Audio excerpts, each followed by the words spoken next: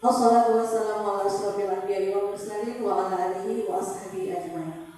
Selamat pagi, salam sejahtera untuk kita semua. Yang terhormat Kepala SMP Negeri 6 Indralaya Utara, Ibu Lipa SPD, yang kami hormati Bapak Ibu Guru Pengajar SMP Negeri 6 Indralaya Utara. Segala puji bagi Allah Subhanahu wa Ta'ala, Tuhan yang Maha Kuasa, atas segala nikmat yang senantiasa mengalir. Nikmat sehat, nikmat kebahagiaan untuk kita semua, sehingga pada hari ini, Senin 12 Agustus 2024, kembali kita dapat berkumpul dalam suasana yang penuh semangat untuk sama-sama belajar dalam rangka diseminasi menyebarkan pemahaman dan penerapan pengalaman budaya positif yang akan disampaikan oleh Ibu Novi Susanti SPDI, calon guru penggerak angkatan 11 dari SMP Negeri 6 Indralaya Utara, Kabupaten Ogan Ilir. Hadirin rekan guru yang berbahagia, marilah kita buka sama-sama kegiatan hari ini dengan bersama mengucap basmalah. Bismillahirrahmanirrahim.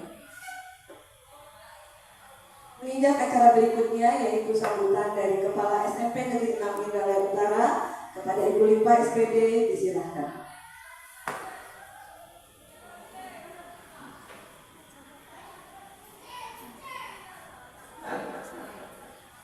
Yang terima kasih kepada Yanti, kepada guru-guru Indralaya Utara, Ibu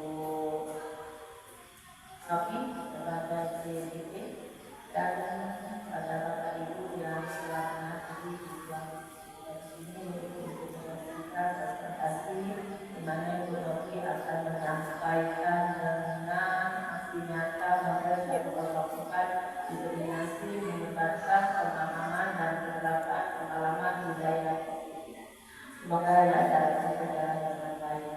Marilah Bapak Ibu, sebelum acara ini kita mulai, kita panjatkan puji syukur kepada Allah Subhanahu wa Ta'ala, kepada karunia-Nya kita semua akan bertumbuh pekerjaan CGP pada Ibu Novi pada 2 Maret ini. Yang kedua, Ibu menyaksikan dan Ibu aksi nyatanya, semoga berjalan dan dapat diibatkan pada kita semua. Dan tidak lupa juga salawat dan salam kepada junjungan kita Nabi Muhammad SAW, pada keluarganya, sahabatnya, dan maksudnya pada akhir zaman. Yang selamat pagi semuanya, semoga kita sehat semua. Yang pertama-tama Ibu kajarkan kepada Ibu Novi sebagai CGP angkatan 11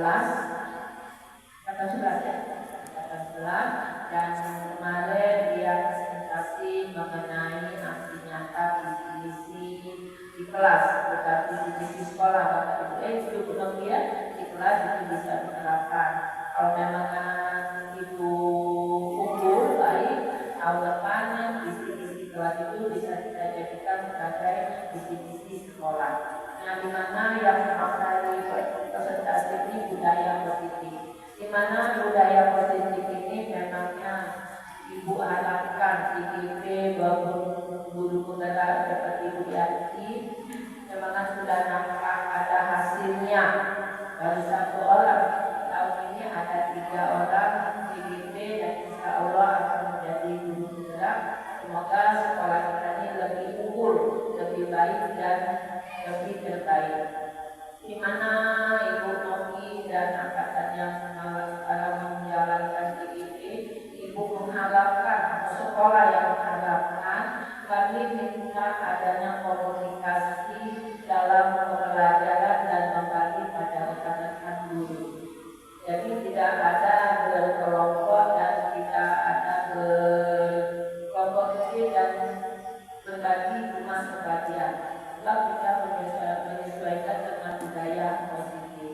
Dan yang kedua, sekolah memintakan juga pada Ibu Novi, semoga CGP ini dapat memberi pelajaran praktik pada siswanya dan pada Bapak Guru di SMP ini. Dan tidak lupa juga CGP dan CGP dapat menjadi memacu pemimpin siswa menjadi yang terbaik sama pemimpin di kelasnya.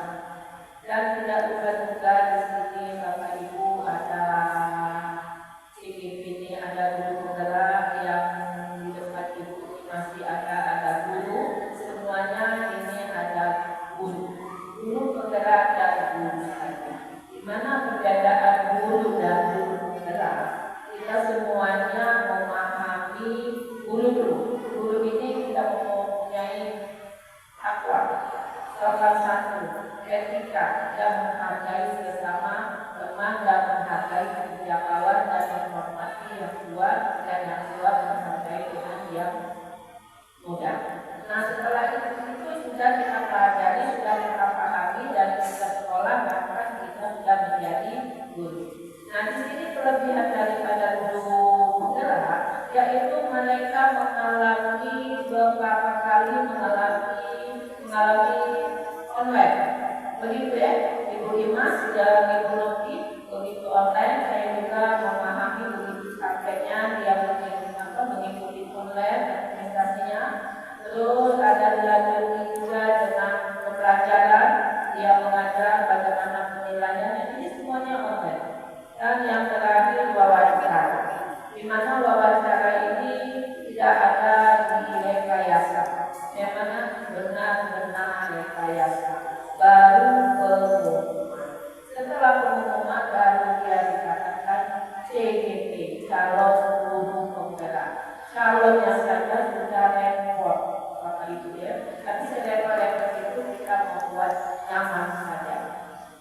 Dan daripada CGP kemarin ada pembukaan. Semua pembukaan dilibatkan seluruh kepala sekolah. Satu CGP, satu kepala sekolah.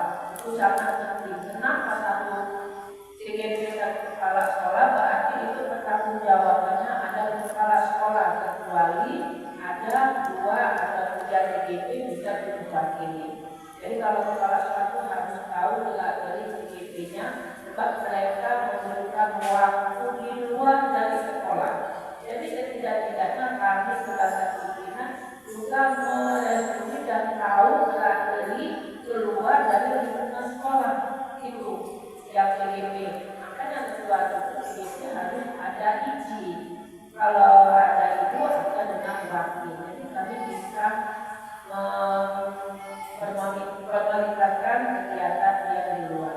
Nah, lalu kegiatan CGP ini mereka setelah itu mengadakan lokakarya. Lokakarya itu dia berarti dari online diterapkan pada siswa. Nah itu daripada salah-salah CGP itu CGP itu dapat memimpin siswanya di kelas dan di lingkungan sekolah, di kelas ya. Jadi yang kecil. Nah, sehingga itu kalau dia nanti lulus berarti CGP ini menjadi unggul dalam pembelajaran, dalam online dan dalam program karya yang sesuai dengan kurikulum mereka. Bu, bagaimana guru? Guru ini yang memang guru memang aktif dan inovatif. Ya. Jadi yang guru ini bukan kita kalah dengan IT, bukan kita kalah dengan lokakan ya. Ibu gila sebelum ada CGP kita sudah bisa online, kita juga sudah bisa lokakan ya. Tapi yang dia di CGP dia ditekankan, diharuskan. Nah disitulah menjadi unggulan yang sesuai dengan kurikulum merdeka. Jadi ibu kita, guru yang belum mau yang ketiga yang belum memasuki CGP silakan. Di sini ada rekan kita yang dari kebijakan dia sudah lulus. Jadi calon guru penggerak, insya Allah mungkin akan bekerja langkah-langkah berikutnya. Jadi ya Bapak Ibu silakan maju ikuti gerakan ini. Dulu Ibu Yanti 9 bulan ya, 6 bulan ya. Sebelumnya ada 9 bulan, sekarang 6 bulan.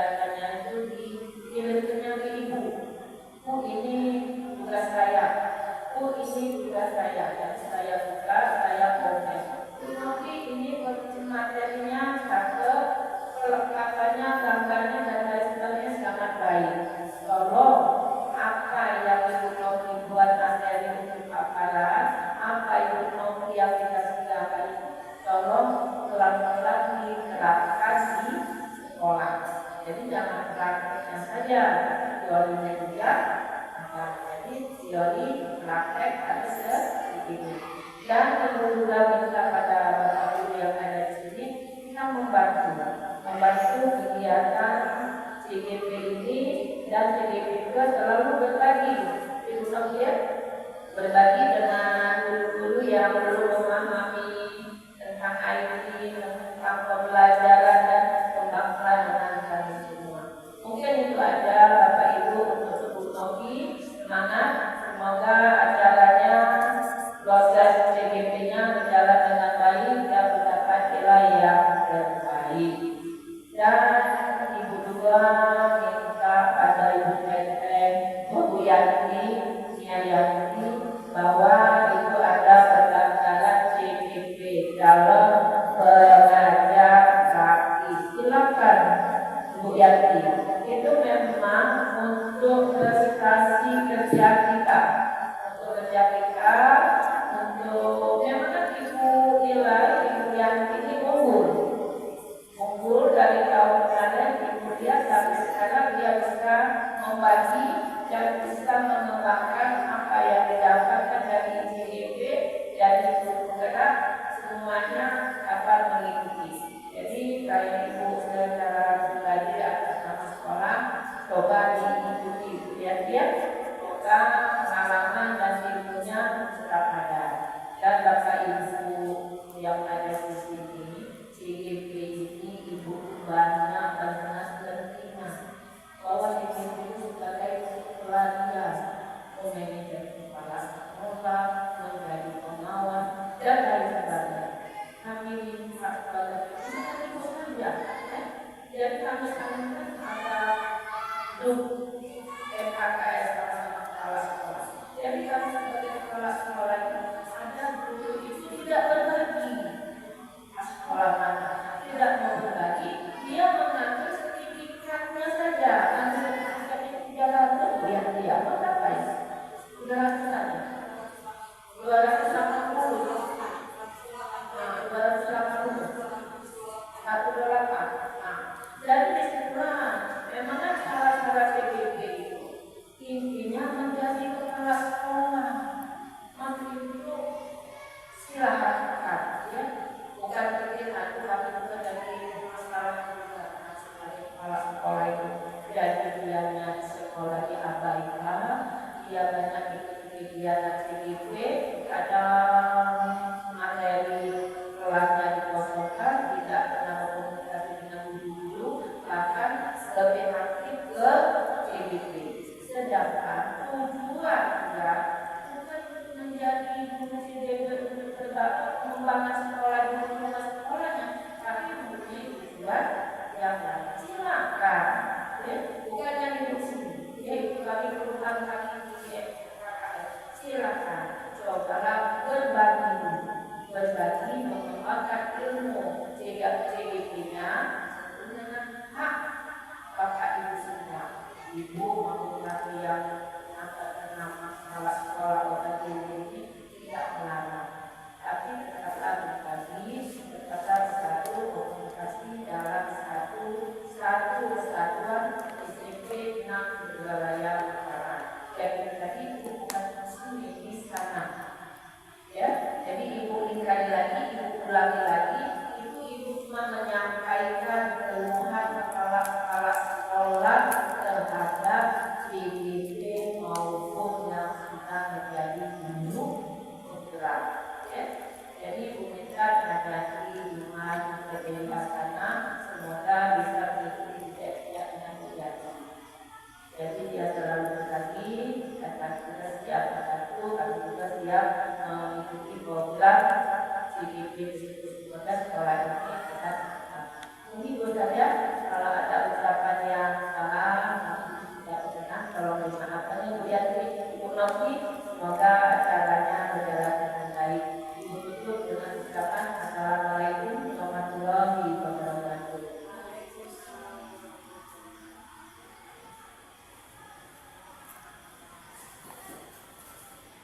Terima kasih kepada Bu Diva atas sambutannya. Semoga apa yang disampaikannya bisa memberi motivasi kepada kita semua untuk senantiasa berupaya menjadi guru yang kita. Acara selanjutnya yaitu pembacaan doa yang akan disampaikan oleh Ibu Sri Wahyuni SPD MPDI. Kepada Ibu Sri Wahyuni dipersilakan.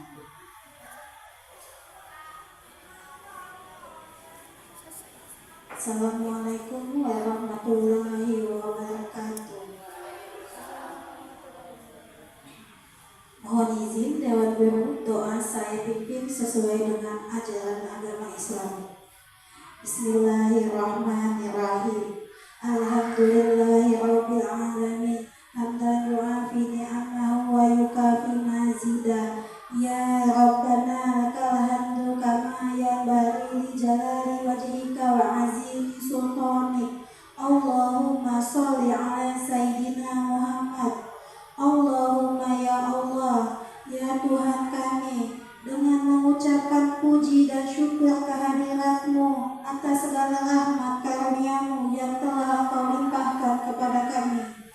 Pada hari ini, Senin 12 Agustus 2024 di SMP Negeri 6 Indralaya Utara, kami hadir di tempat ini untuk mengikuti kegiatan aksi nyata modul 1.4 diseminasi menyebarkan pemahaman dan penerapan pengalaman budaya positif untuk melengkapi tugas Ibu Novi Susanti sebagai calon guru penggerak angkatan 11. Jadikanlah pertemuan ini ya Allah sebagai pertemuan yang Engkau ridhoi. Semoga diskusi ini bermanfaat bagi peserta dan seluruh warga SMP Negeri 6 Indralaya Utara. Rabbana atina fid dunya hasanah wa fil akhirati hasanah wa qina azabannar. Allahumma fir lana dzunubana wa kaffir 'anna sayyi'atina wa tawaffana ma'al abrar. Subhana rabbika rabbil izzati amma yasifun wa salamun 'alal mursalin walhamdulillahi rabbil alamin. Assalamualaikum warahmatullahi wabarakatuh. Amin, amin ya rabbal alamin. Semoga dengan doa yang disampaikan menjadikan kegiatan kita hari ini penuh berkah dan penuh manfaat untuk kita semua. Baiklah, memasuki acara inti, marilah kita sama-sama kita dengarkan diseminasi dari penyebaran pemahaman dan penerapan pengalaman budaya positif kepada Ibu Novi Susanti SPDI. Kami persilakan.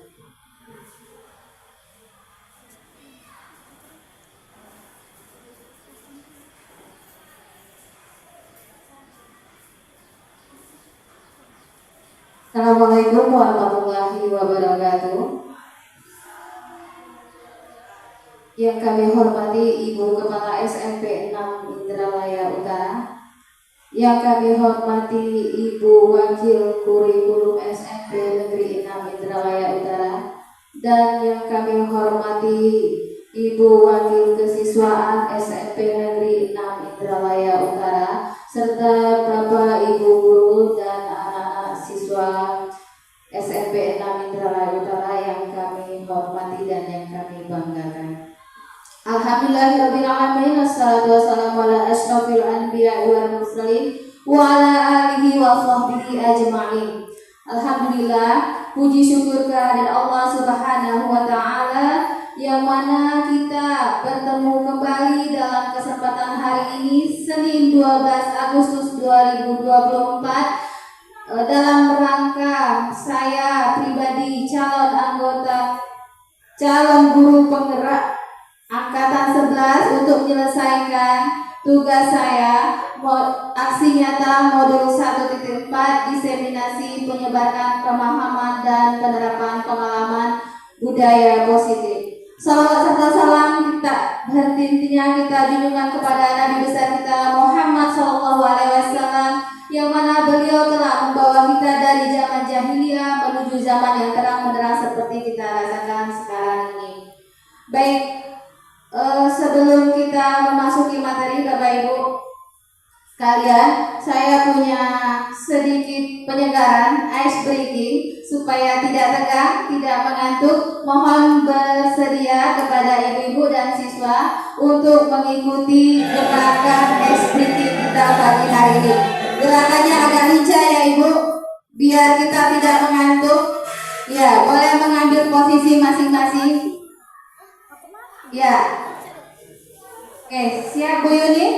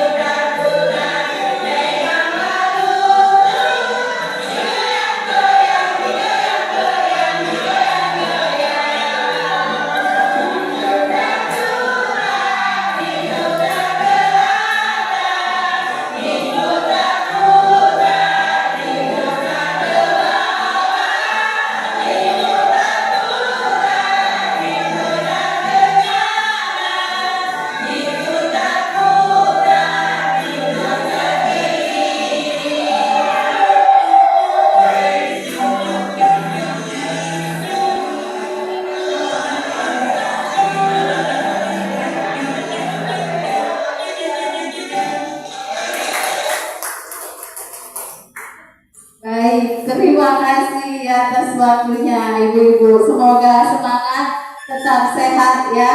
Alhamdulillah. Baik.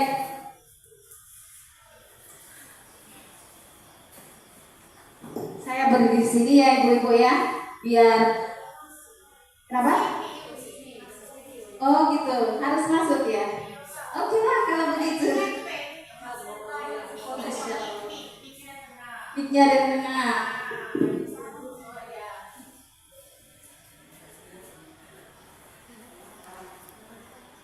Baik, kita mulai masuk materi. Tidak ada lagi yang ngos-ngosan, insya Allah ya. Hari ini kita memulai dengan budaya positif. Sebelum kita masuk lebih dalam lagi, apa sih itu budaya positif? Menurut ibu-ibu, kira-kira apa sih budaya positif itu? Yang bisa bantu jawab boleh? Budaya positif?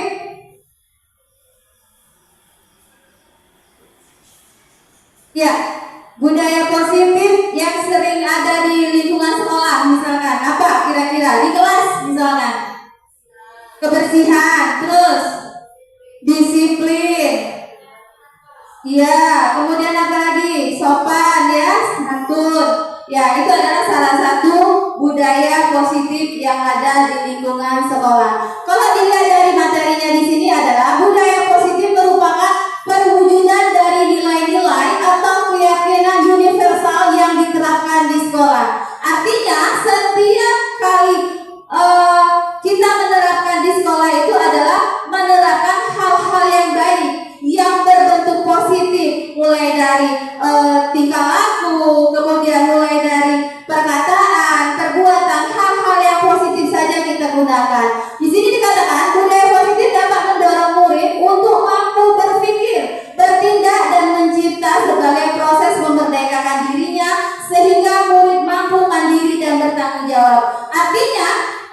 Di sini siswa kita dituntut untuk berbuat baik, bersikap positif, kemudian mandiri, kemudian merasa sadar untuk melaksanakan keyakinan seperti itu. Tidak harus dituntut dengan paksaan. Seperti beda kalau dipaksa Duna ya. Kalau siswa dipaksa dia akan merasa tertekan. Nah, kalau di sini tidak, mereka mampu berdiri dan bertanggung jawab sesuai kemauan mereka, sesuai dengan kemampuan mereka. Baik, lanjut. Konsep inti dari budaya positif terdiri dari beberapa bagian. Yang pertama yaitu adalah perubahan paradigma belajar, kemudian disiplin positif, yang ketiga kebudayaan, kebutuhan dasar manusia, yang keempat motivasi perilaku manusia, yang kelima posisi kontrol guru, yang keenam keyakinan kelas, dan yang ketujuh adalah segitiga restitusi. Ya, ini adalah merupakan konsep budaya positif yang akan kita temui, yang sering akan kita lakukan seperti itu. Lanjut. Satu yaitu pembelajaran dengan paradigma baru. Pembelajaran dengan paradigma baru ini merupakan pembelajaran yang dirancang berdasarkan prinsip pembelajaran berdiferensiasi sehingga para peserta didik belajar sesuai dengan kebutuhannya berdasarkan tahap perkembangan sesuai teori psikologi modern untuk mewujudkan profil pelajar Pancasila. Ya. Yang kedua, disiplin positif adalah kebiasaan-kebiasaan yang baik mencakup sikap atau perilaku maupun tutur kata oleh seluruh warga di sekolah, terutama bagi murid agar dapat berkembang menjadi pribadi yang kritis, mandiri, dan bertanggung jawab. Artinya di sini kita membiasakan hal-hal yang baik. Itu tadi seperti saya katakan, kita tidak menggunakan kalimat kata-kata kasar. Nanti kita akan bertemu dengan segitiga restitusi. Bagaimana ketika kita menghadapi siswa yang nakal, yang uring-uringan tidak belajar, yang ketika belajar dia kabur ke kantin, bagaimana cara kita menanggapinya? Bagaimana cara kita menyelesaikannya? Apakah kita nanti akan menggunakan kalimat yang kasar? Apakah kita akan menggunakan hukuman seperti itu? Jadi di sini adalah pembiasaan yang baik mencakup sikap atau perilaku maupun tutur kata. Jadi kita ini ibu-ibu ya dituntut untuk berkata lembut, berkata yang baik ya. Nanti kita akan di posisi sebagai manajer, sebagai penghukum, sebagai teman seperti itu. Jadi ketika seperti itu siswa akan merasakan ibu ini gimana, bapak ini gimana seperti itu. Jadi sebagai pendidik tujuan kita adalah menciptakan peserta didik yang memiliki disiplin diri sehingga mereka berperilaku mengacu kepada nilai-nilai kebajikan universal dan memiliki motivasi dalam diri menuju perubahan perilaku yang ke arah yang lebih baik ya.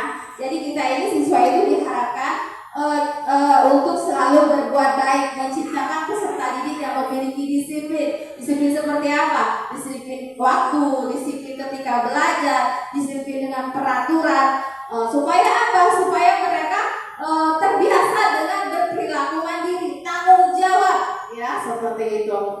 Yang ketiga, kebutuhan dasar manusia. Kira-kira ibu-ibu di sini, kita ini sebagai manusia bu ya, kebutuhan kita apa lah kira-kira? Kasih sayang, waduh, mantap. Kasih sayang Bu Sula ya, Bu Yuni kasih sayang. Selain itu apa lagi? Apa? Kebebasan. Apa lagi?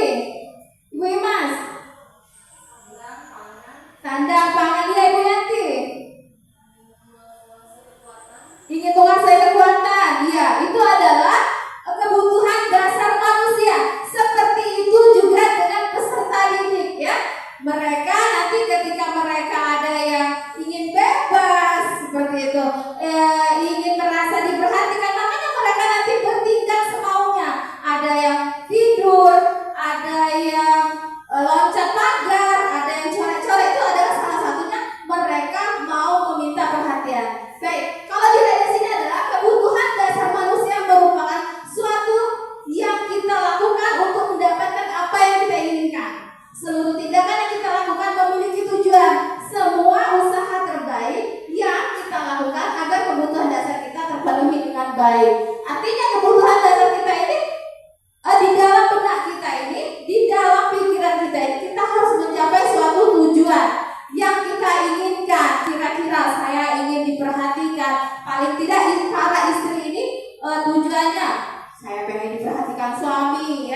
Salah satunya apa? Diperhatikan suami, masak bisa, kemudian menghias diri. Seperti itu juga dengan siswa. Ketika pengen diperhatikan guru, mereka bertingkah laku. Salah satunya mungkin ada yang tidur, ada yang terlambat sekolah, ada yang tidak mengerjakan PR, ada yang menyembunyikan sepatunya. Itu adalah salah satu kebutuhan manusia. Kenapa? Karena mereka pengen disayang, pengen diperhatikan, seperti itu. Itu adalah salah satunya. Baik, selanjutnya di sini adalah kebutuhan dasar manusia, yaitu seperti yang dikatakan Ibu Imas tadi, bertahan hidup, makanan, pakaian, tempat tinggal, keamanan dan kesehatan. Ya, itu yang pertama. Jadi kebutuhan dasar manusia itu makanan, pakaian, tempat tinggal, keamanan dan kesehatan. Yang kedua, seperti dikatakan Ibu Sulai, kasih sayang dan rasa diterima. Seperti itu, rasa diterima, dipedulikan. Kalau kita dicuekin ya Bapak Ibu ya, rasanya tidak ini juga, tidak enak segala-galanya ya. Makanya kita ini punyai kebutuhan dasar, yaitu rasa diterima, dipedulikan, berbagi, kerjasama dan menjadi bagian dalam kelompok ya, seperti itu. Yang ketiga adalah penguasaan harga diri, keinginan untuk dianggap memimpin, berprestasi, diakui dan didengar. Itu adalah seperti yang dikatakan Ibu Yanti tadi, penguasaan ya, seperti itu. Kemudian yang dikatakan Ibu Yuni, kebebasan, benar. Di sini mandiri, memiliki pilihan, mencoba hal baru dan mampu mengendalikan arah dirinya. Anak-anak peserta didik itu pengen bebas juga ya. Ada yang merasa terkekang di kelas, mungkin salah satu gurunya cara mengajarnya kurang memperhatikan atau seperti apa. Kemudian kesenangan, bermain, humor, antusias dan tertawa. Ini adalah kebutuhan dasar manusia. Seperti yang kalau menurut ajaran agama Islam, seperti perbedaan antara nabi, rasul, malaikat, jin dan iblis ya. Perbedaannya apa? Kalau manusia rasul itu adalah manusia pilihan Allah yang diberikan wahyu ya melalui malaikat Jibril. Artinya apa? Rasul itu adalah manusia. Beliau bisa menikah, bisa makan, bisa tertawa, bisa tidur, bisa menangis. Begitu juga dengan kebutuhan dasar manusia. Artinya bisa dikembalikan kepada Rasulullah SAW bahwasanya beliau memiliki kebutuhan dasar manusia yang sama. Berbeda jika dibandingkan dengan malaikat. Kalau malaikat tidak ada nafsu, tidak wujud seperti itu. Ya, lanjut. Di sini adalah kebutuhan dasar manusia, yaitu adalah kalau dilihat dari sini hukuman ya, kemudian konsekuensi dan restitusi. Di sini adalah hukuman.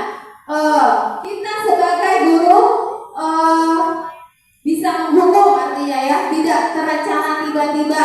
Murid tidak tahu apa-apa yang terjadi, kemudian bersifat satu arah berupa hukuman atau fisik. Hukuman di sini Bapak Ibu kita sudah sekarang ini tidak ada lagi yang namanya hukuman. Hukuman itu atas nama kalimat saja atau kata saja. Cuma kita lebih mengarahkan kepada hal yang lebih baik lagi kepada peserta didik kita. Kalau saya pribadi, kalau memberikan hukuman itu adalah misalkan ketika siswa lagi bercerita, ketika kita menjelaskan materi, saya hanya mengambil hukuman atau konsekuensinya, kesepakatannya, suruh pilih apa mau berdiri di depan kelas, apa disuruh mau berwudu, seperti itu ya. Kemudian konsekuensi, rencana disepakati sesuai dengan peraturan. Murid tetap dibuat tidak nyaman, sikap guru selalu memonitor murid. Artinya di sini setiap konsekuensi itu adalah kesepakatan antara peserta didik dan guru ya. Khususnya seluruh peserta didik, mereka mempunyai kesepakatan di kelasnya mau seperti apa, boleh izin, boleh membawa bekal minuman, kemudian membawa alat sholat setiap hari. Itu seperti itu. Kemudian restitusi, proses menciptakan kondisi bagi murid untuk memperbaiki kesalahan. Proses kolaboratif yang mengajarkan murid untuk mencari solusi sendiri. Restitusi di sini adalah proses menciptakan kondisi bagi murid yang memperbaiki kesalahan. Jadi misalkan kita ketemu sama peserta didik yang lagi bermasalah seperti itu.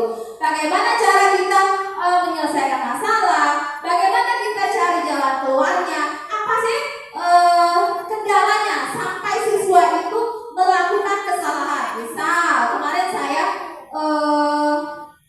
menyelesaikan ada siswa yang kabur ke kantin ketika lagi jam rapat. Apa kendalanya? Kenapa? Ternyata mereka diajak sama teman-temannya ke kantin. Karena apa? Karena guru merasa lagi rapat, santai baiklah kami. Bagaimana solusinya? Solusinya mereka tidak akan mengulangi lagi perbuatannya yang seperti kemarin dan berjanji ketika lagi ada jam rapat mereka akan meminta tugas pelajaran kepada guru piket seperti itu.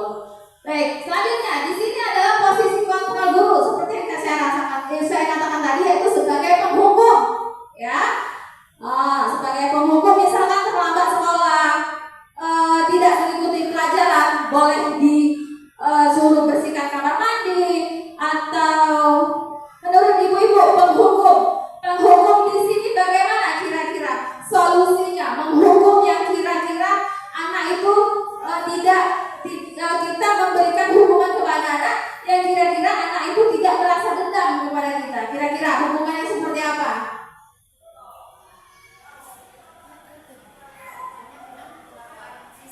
Tidak menggunakan fisik, ya. Ya, contohnya ibu, kira-kira apalah? Yang kira-kira kita memberikan hukuman kepada anak, tetapi anak itu tidak merasa dendam. Kenapa, Bu? Suruh ngaji bisa, ya. Nah, itu adalah salah satu bentuk hukuman, ya. Itu yang karena sekarang ini ibu, ya, kita tidak lagi menghukum anak itu yang keras seperti itu. Tidak ada lagi. Jadi makanya saya memilih pilihan kalau menghukum itu apa disuruh berdiri atau disuruh pergi berwudu biar tidak mengantuk dengan alasan ketika siswa lagi belajar, ketika mereka mengantuk itu setan-setan itu semua berada di dalam leher, di dalam bahu. Makanya saya suruh mereka untuk pergi berwudu. Kemudian membuat merasa bersalah, ya. Kita harus menegurkan. Jadi guru itu sebagai pembuat rasa bersalah. Jadi ketika itu siswa itu ketika mereka berbuat salah, mereka ada rasa penyesalan, ya.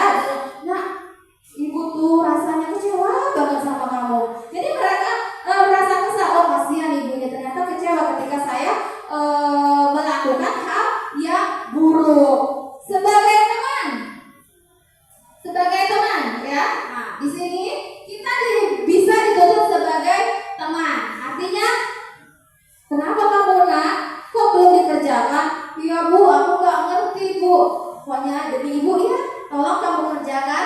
Nah, mereka merasa kita sebagai teman mereka seperti lebih kurangnya. Tapi itu di hal positifnya. Tapi ada hal negatifnya.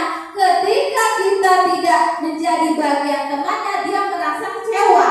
Misal lagi ketika kita tidak membantu, pokoknya bereslah nanti kerjaan kamu, biar ibu yang tanggung jawab. Ketika selanjutnya dia tidak mengerjakan tugas, tidak mengerjakan PR, tidak ada kalimat seperti itu dari kita, mereka merasa kecewa, merasa tidak dianggap teman seperti itu. Itu kalau kita sebagai teman, ya. Ibu Yantia mohon izin jika saya masih banyak kurang dalam penyampaian. Kemudian di sini adalah posisi kontra, yaitu sebagai pemantau. Baik, sebagai pemantau ini kita guru sebagai pemantau, misal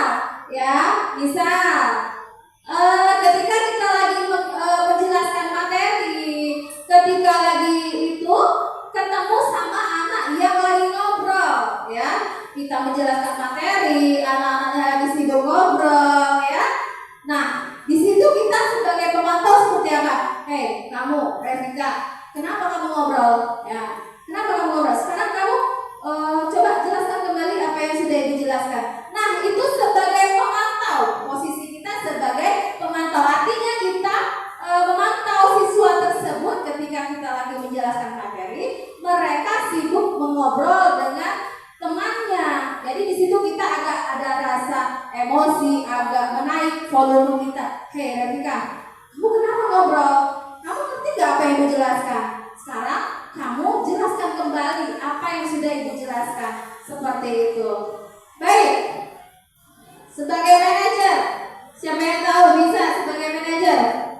Kira-kira Bapak Ibu, ada yang tahu sebagai manajer ketika guru sebagai manajer? Ya, Bu Yanti silakan.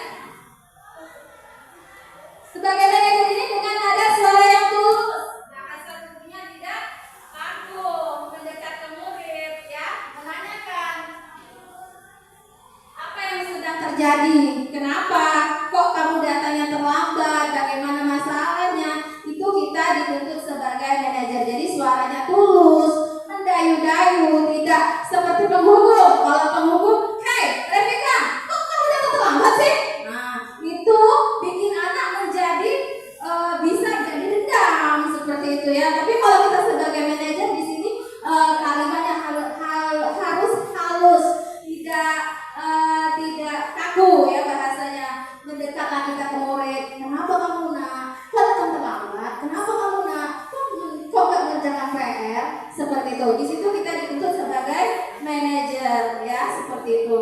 Jadi kita di sini kalau sebagai manajer itu nggak perlu marah-marah ya, nggak perlu marah-marah kita ya, seperti itu. Jadi kita tanya kenapa kamu, ada apa, seperti itu.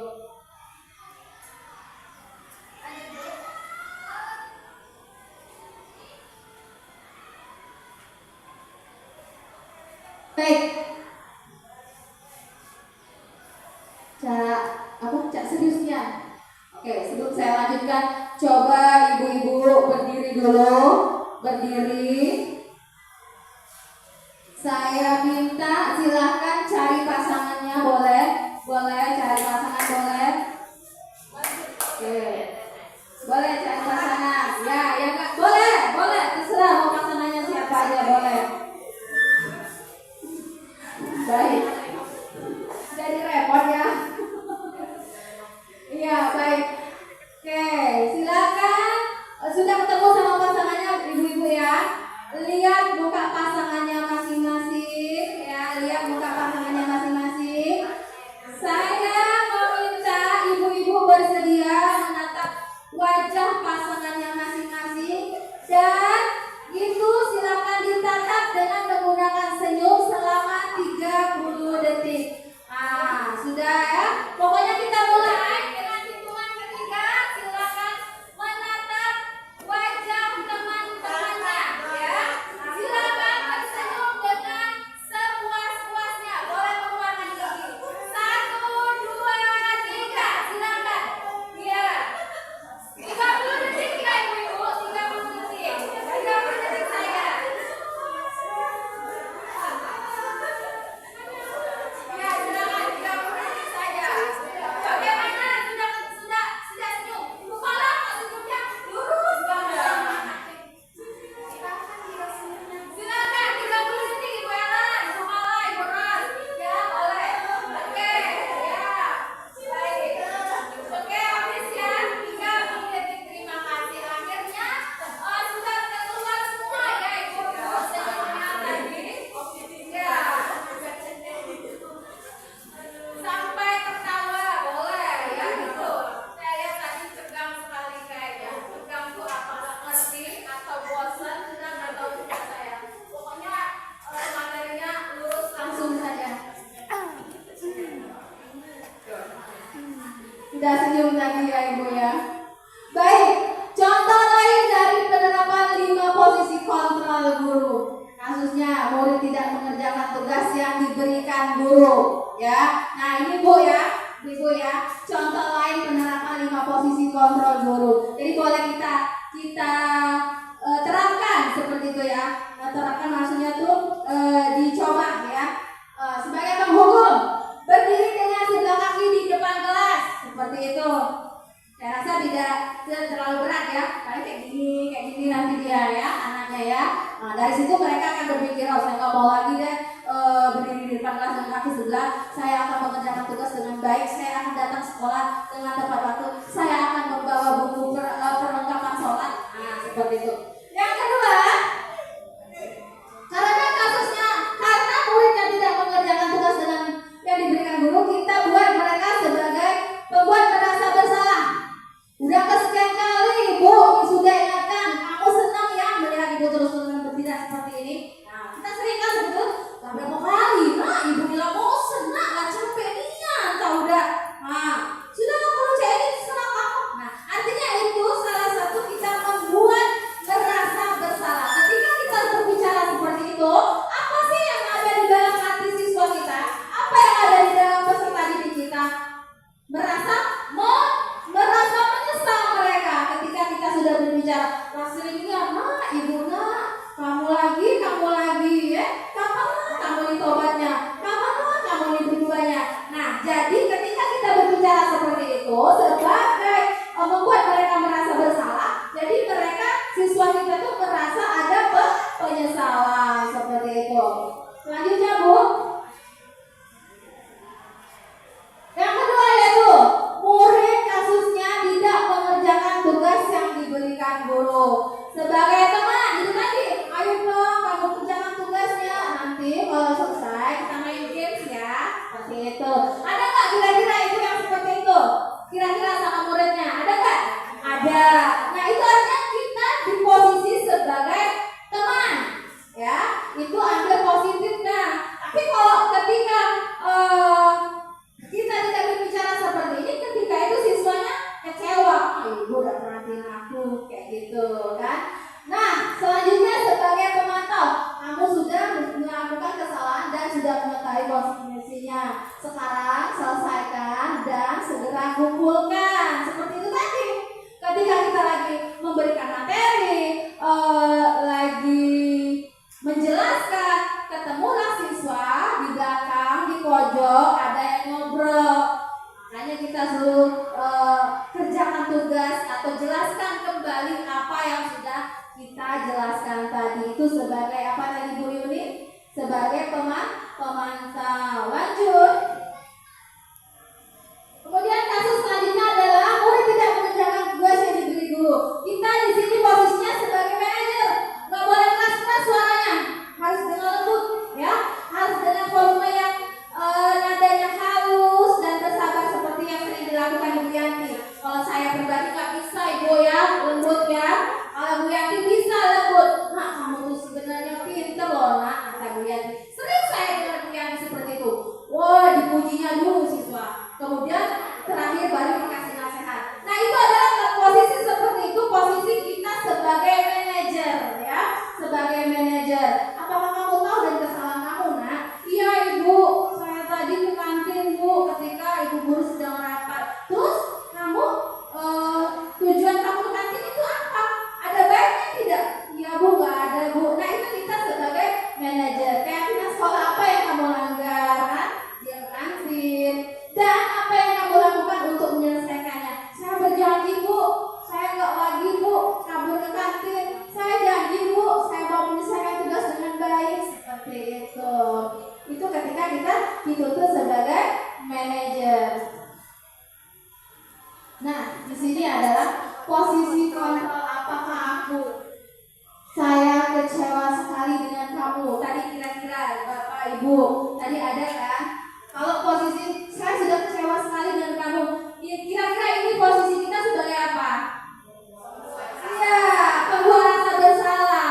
Tuh, karena udah sering nak kamu tuh kayak gini, udah berapa kali kecewanya Ibu rasanya sama kamu nih. Udah, nah seperti itu. Itu artinya kita membuat mereka merasa bersalah, merasa menyesal seperti itu. Lanjut. Kemudian posisi kontrol apakah aku? Kamu tidak pernah benar melakukannya. Sekarang keliling lapangan 3 kali. Ayo. Nah itu sebagai apa? Sebagai penghukum, ya, sebagai penghukum. Ada nggak kira-kira Bapak Ibu yang seperti itu? Ada. Bersihkan kamar mandi? Ada. Nah itu sebagai penghukum. Iya. Iya, betul. Disuruh keliling lapangan 100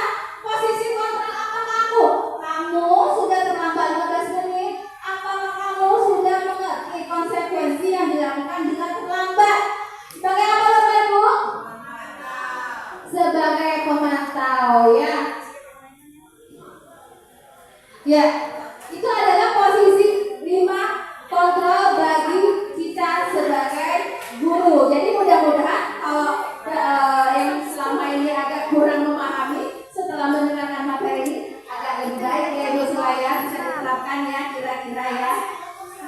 Iya, baik. Ya, jadi kita tuh sambil apa ya Allah, ini caknya waktunya ini.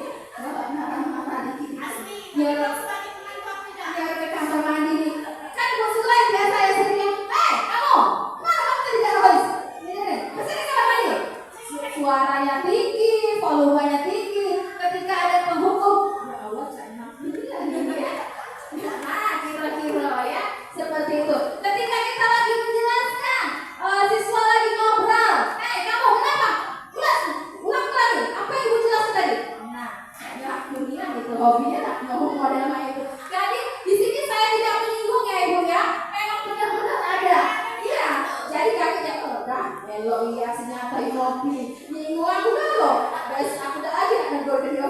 Nah, tidak Ibu ya. Di sini memang kita harus belajar ya. Dari sini kita bakalan tahu kita bisa mengontrol diri kita sebagai apakah sebagai penghukum, sebagai pemantau, sebagai teman, sebagai manajer, sebagai membuat rasa bersalah. Baik, lanjut. Di sini ada keyakinan kelas. Keyakinan kelas merupakan kesepakatan kelas yang diyakini bersama guru dan murid dengan harapan dapat meningkatkan kedisiplinan. Bapak Ibu, tahu nggak keyakinan kelas ini yang kita dengar ya? Ya, siapa yang terlibat di sini keyakinan kelas? Hah? Iya, murid ya, apa lagi? Guru ya. Semua peserta didik itu terlibat ketika mereka menggunakan keyakinan kelas. Keyakinan kelas berupa pernyataan universal dibuat dalam bentuk positif. Ya seperti tadi yang kita katakan, dan bersifat abstrak. Keyakinan kelas hendaknya tidak terlalu banyak sehingga mudah diingat dan dipahami.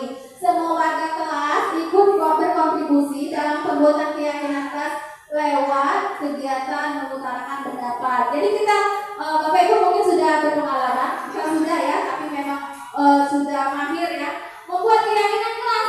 Nah, apa misalkan mengucapkan salam, kemudian apa lagi? Datang tepat waktu, kemudian apa lagi? Singkat kelas, menghargai teman, tidak berkelahi. Nah, itu adalah salah satu contoh bentuk dari keyakinan kelas ya. Setiap kelas itu kita selalu membuat keyakinan kelas. Supaya apa? Supaya untuk disepakati, punya konsekuensinya. Ketika ada siswa yang melanggar, maka mereka harus ingat, bahwasanya kelas kita ini sudah ada keyakinan kelas. Tidak boleh berantem, tidak boleh ribut, tidak boleh saling ganggu, harus saling menghormati, harus saling menghargai, seperti itu. Mengucapkan salam, nah itu adalah hal-hal positif keyakinan kelas yang harus kita gunakan. Menggunakan bahasa yang baik, tidak menggunakan bahasa yang negatif ya, seperti itu. Lanjut. Di sini ada segitiga restitusi, seperti yang tadi ya. Segitiga restitusi adalah suatu proses dialog yang dijalankan guru atau orang tua agar dapat menghasilkan murid yang mandiri dan bertanggung jawab. Segitiga restitusi membantu murid memiliki tujuan, disiplin positif dan memperbaiki dirinya setelah berbuat salah. Restitusi bukan untuk menembus kesalahan, namun untuk belajar dari kesalahan. Baik, jadi di sini kemarin saya sudah mengangkat kasus 2 anak ya Ibu ya. Mohon izin jika tidak termasuk di dalam slide ini. Saya bercerita saja. Saya mendapatkan 2 anak yang berkasus. Yang pertama yaitu kabur ke kantin ketika lagi guru jam rapat. Nah, kemudian saya panggil, kenapa dia ke kantin? Alasannya lapar dan diajak teman-temannya. Nah, saya tanya, terus bagaimana, kenapa kamu kok bisa ke situ? Saya lapar Bu, saya diajak teman Bu. Kamu tahu nggak apa sih untungnya ketika kamu diajak teman ke situ? Nggak ada Bu untungnya. Terus kamu gimana selanjutnya? Apa yang akan kamu lakukan? Saya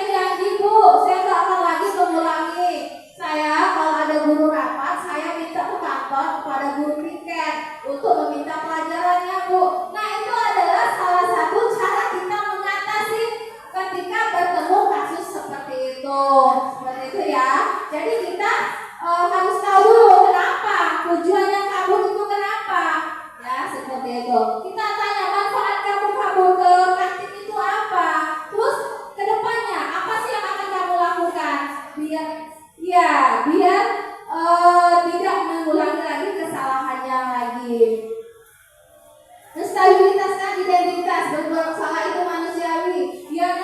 Setiap orang itu, setiap murid itu pasti pernah berbuat salah. Tapi berbangga loh kalau kamu sudah mengakui kalau kamu itu salah, seperti itu. Nah, jadi tidak ada manusia yang sempurna. Bapak Ibu juga pernah melakukan hal seperti itu. Bapak juga, Ibu juga tidak tertarik mencari siapa yang salah, tapi Bapak Ibu ingin mencari solusi dengan permasalahan ini. Kamu berhak merasa begitu. Nah, itu adalah salah satu cara kita menstabilitaskan identitas. Jadi kita gak marah-marah, ya. Tapi kami bangga loh, nak, kamu sudah mau mengakuinya kalau kamu itu salah, seperti itu. Validasi yang akan tindakan yang salah. Kamu pasti punya alasan mengapa kamu melakukan hal itu. Padahal kamu bisa kan melakukan yang lebih buruk dari ini ya. Kamu patut bangga pada dirimu karena kamu telah melindungi sesuatu yang penting buatmu. Seperti itu. Itu adalah validasi tindakan yang salah. Menanyakan keyakinan. Ya. Menanyakan keyakinan. Apa keyakinan kelas kita? Ya, itu tadi yang seperti kita sebutkan tadi ya. Mengucapkan salah. Apa lagi? Menghormati, menghargai. Nilai-nilai apa yang telah kita sepakati? Seperti apa gambaran kelas yang ideal menurut kamu? Kamu mau jadi orang yang seperti apa? Ya, seperti itu. Itu adalah menanyakan keyakinan. Baik. Nah, kira-kira habis Bapak Ibu ya materinya ngos-ngosan kami ini. Kira-kira ya. Sekarang kami kembalikan ke Ibu Yati sebagai moderator.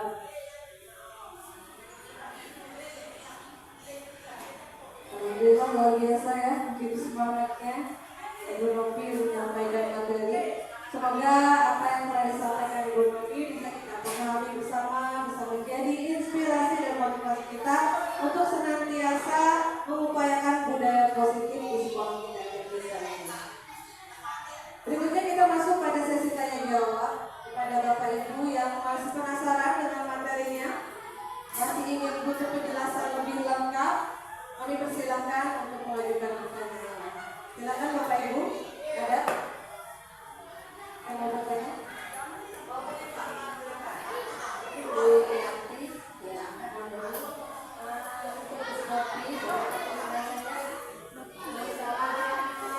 budaya positif yang tadi disampaikan di sekolah kita ini juga sudah berkesepakatan yang sudah menggunakan dan sebagainya selalu dijabarkan di PAN. Memang mereka sudah tahu kenapa, tapi anak itu biasa bukan takut pulang, bahkan juga menambah. Minggu kemarin cuma sedikit, ini banyak. Terus benar-benar mengatasinya dan hukumannya itu telah tidak melanggar aturan. Yang kedua, anak saya secara pribadi memberi hukuman anak itu kalau lingkungan itu sudah bersih dan pertumbuhan menjadi siap karena yang penjaga sekolah. Sekarang ibu sering membersihkan kamar mandi supaya mereka itu tidak takut, tapi kok masih hal ini. Tapi bagaimana mengatasi mungkin bisa saya kelas.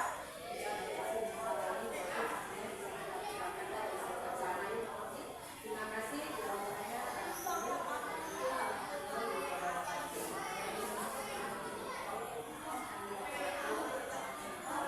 Oke, mau langsung jawab Bu Novi atau apa? Baik, Bu Novi ya.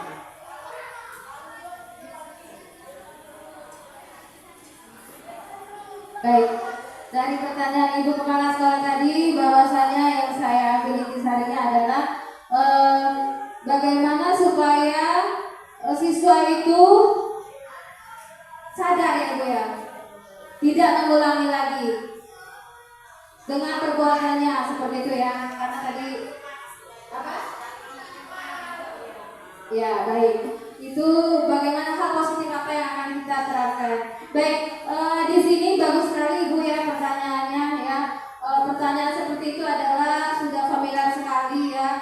Kita ini bahwasanya di sekolah, setiap warga sekolah itu selalu bertemu dengan hal-hal yang seperti itu. Bagaimana caranya supaya anak itu sadar, artinya anak itu mau, artinya anak itu tidak mengulangi lagi kesalahannya. Di sini menurut kami pribadi, saya di sini kita akan menerapkan budaya positif. Kita mengajak seluruh peserta didik, Bapak Ibu ya. Kita seluruh mengajak peserta didik, ya baik dari seluruh peserta didik kelas 7, kelas 8, kelas 9, dan seluruh peserta guru dan seluruh pendidik, seluruh gurunya seperti itu. Kita ajak bekerja sama untuk supaya mereka mendengarkan aturan, melaksanakan keyakinan peraturan di sekolah. Karena apa? Tujuan kita itu benar untuk menyadarkan mereka, ya seperti tadi di awal. Kita ini tujuannya untuk menyadarkan mereka supaya apa? Supaya mandiri. Jadi ketika kita bertemu dengan anak hari ini cuma yang gagal, yang tidak mengikuti peraturan 3, besok 5, besoknya lagi 7, banyak ya Bapak Ibu ya. Nah, bagaimana caranya? Itu tadi, makanya kita berkolaborasi, bekerja sama antara seluruh warga sekolah, tidak ada memihak ke sini.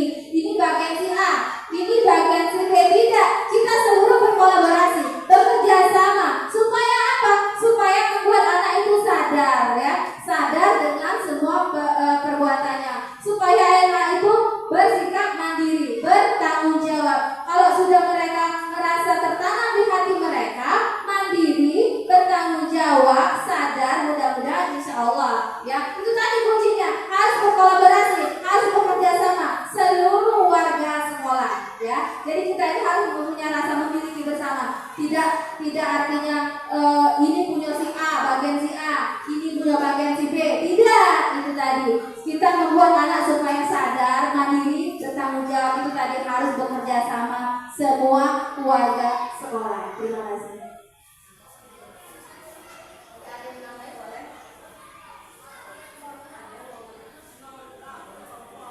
Bu Dewi bertanya.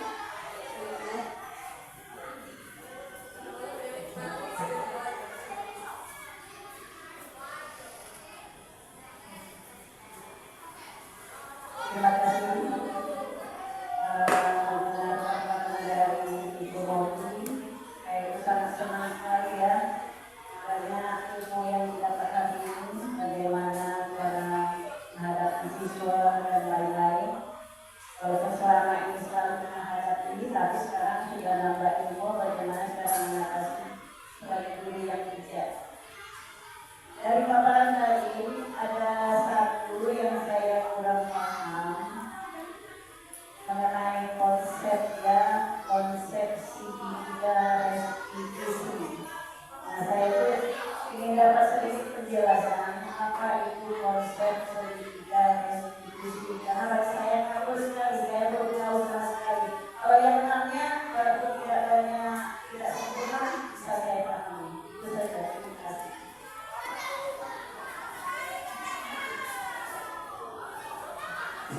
Baik, terima kasih Ibu Dewi atas pertanyaan tentang konsep restitusi ya. Coba Bu Yuni kita kembali lagi ke slide restitusinya tadi.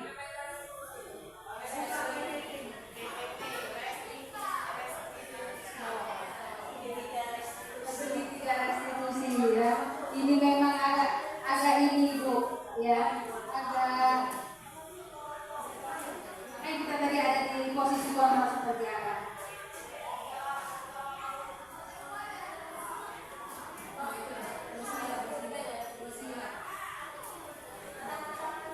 Ya, segitiga restitusi ini adalah suatu proses dialog yang dijalankan oleh guru atau orang tua agar dapat menghasilkan murid yang mandiri dan bertanggung jawab. Seperti yang saya katakan tadi Bu Dewi ya, saya kemarin bertemu dengan 2 orang anak yang berkasus. Satu,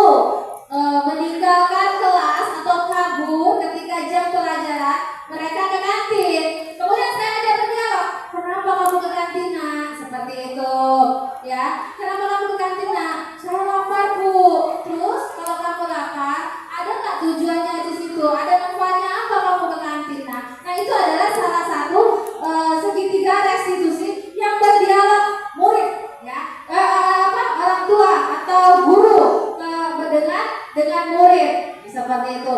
Jadi ketika mereka dipanggil, ditanya kan, saya panggil ke ruangan, nah saya dengar, kamu tahu nggak ibu panggil kamu kenapa? Iya bu tahu. Kenapa? Saya kabur bu di jam pelajaran, saya ke kantin. Loh, kalau kamu tahu itu jam pelajaran, kenapa kamu ke kantin? Nah itu adalah salah satu dialog antara guru dan murid, ya. Supaya apa? Supaya mereka mengakui kesalahannya. Untuk apa? Supaya mereka bertanggung jawab dan mandiri, seperti itu ibu. Kemudian segitiga restitusi ini membantu murid memiliki tujuan disiplin positif dan memperbaiki dirinya setelah berbuat salah. Ketika saya sudah memanggil anak, ketika kita sudah memanggil anak, kenapa alasannya pergi ke kantin seperti itu? Jadi di sini kita apa tujuannya? Membantu murid memiliki tujuan disiplin. Jadi kalau dia sudah mengakui kesalahannya, dia kedepannya akan bertanggung jawab disiplin. Saya nggak mau lagi ke kantin, saya nggak mau lagi kabur seperti itu. Dan selanjutnya restitusi bukan untuk menebus kesalahan, namun untuk belajar dari kesalahan. Jadi ketika itu saya panggil siswa, ketemu sama siswa, saya panggil, jadi dari sini ke depan kamu kira-kira masih nak ulangi lagi tidak? Tidak bu, aku tidak lagi. Janji ya, janji bu. Jadi kira-kira ke depannya kalau ada guru lagi jam rapat, apa yang kamu lakukan? Saya nak ke kantor bu, minta pelajaran sama guru pikir. Nah itu adalah tindakan yang kita berikan kepada siswa ketika kita mendapatkan kasus seperti itu. Itu bu, segitiga restitusi. Kira-kira ada yang mau